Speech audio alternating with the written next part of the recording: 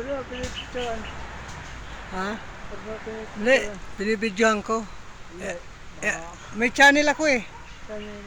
YouTube. Sa YouTube lang yan. Pang-upload ko lang sa YouTube. Ayan po mga kabin. Oo, bahala ka. Bahala ka. Ikaw na andyan eh. Kapit ka lang, ha? Hawak ka dyan ah. Tayo dyan.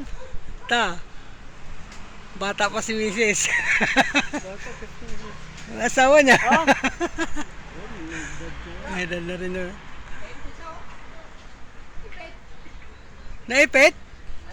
Wala na. Tapos pinutol mo pa. Opo, bulok yan dyan.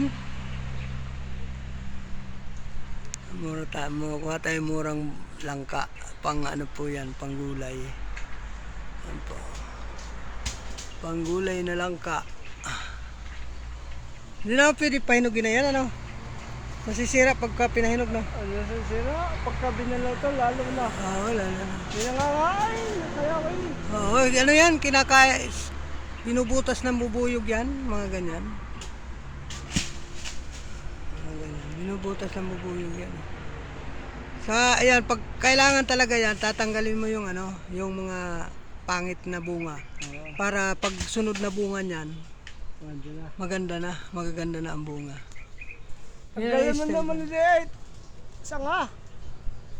Hindi, yung maliliit. Na bukyo. Yung mga bukyo na ano, yung mga hindi naman na pwede na.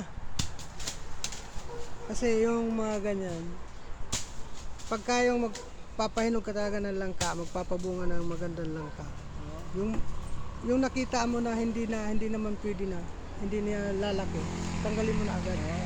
Kasi yun ang doon magsisimula yung mga insekto doon kakain bago susundin yung magaganda.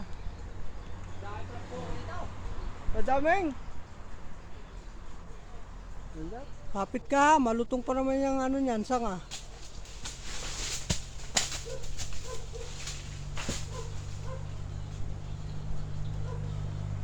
Nang nakaraan doon sa ano? Yung papunta doon sa ano? Nakakuha ko doon, 2 sako. Ganyan.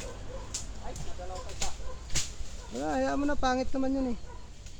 Mga masasamay ko ulit mo. Ito sa masasama na ang mukha ng langka, alisin mo na para pag bunga uli niyan, magaganda na. Ano nang pag ano ng langka. Kasi pagka pinabayaan mo yan, wala, ganun, mamunga uli yan, ganun pa rin. Yan ang paglilinis ng langka. Pag gusto mo maging maganda ang bunga. Ang mga farmer, nakikita, yan ganyan, mga baluktot pa lang, tinatanggal na kagad nila yan. Bahala ka. Kasi ano eh, nasasayang ang ganda ng bunga. Kapit ka. Nakaw, delikado ka dyan. Napakalaki ng puno ng ano na to, ano? Ilang taon na kaya yan? Pero mga 30 taon na, no? Sino nakuha sa'yo ng diyas nito? Yung mga 30. diyas? Ay, di, dalawa sa mundo mo ba? Sa tiyan ko. Sa China. Ay, ibig sabihin yung may-ari nito, taga, ano?